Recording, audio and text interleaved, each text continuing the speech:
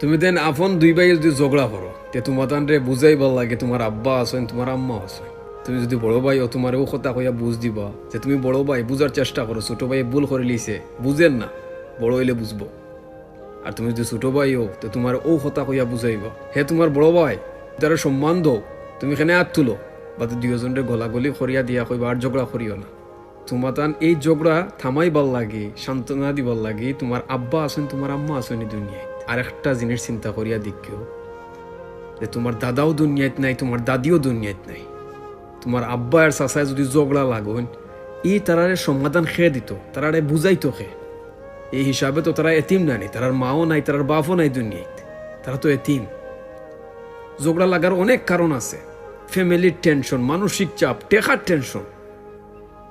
বাচ্চা ইনতে বড় হইরা ইতারে বিয়া দিতা, টেকা লাগবো, কইতাকে ম্যানেজ করতা, ওটা টেনশন, যার কারণে জায়গা জমিন লইয়া গিয়া ঝগড়া হয় বেশিরভাগ।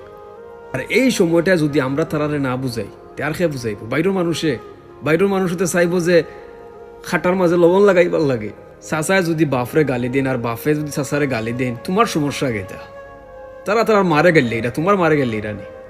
আইজ যদি তুমি তারারে সুন্দর করে বুঝাই লাও গিয়া, তারার ভিতরে যদি ও জিনিসটা আই হয়ে যায় আইজ আমার বাতি যায় আর আমার ফুয়ায় আমারে বুঝার আইয়া আমরা কত নিচে লামছি, এই শরমটা যে সময় তারার ভিতরে হামাই যাব, তারা কোনো সময় ঝগড়া করতো না। কিন্তু একটা কথা মনে রাখিও, আতর ফাঁসাঙ্গুল সমান নাই।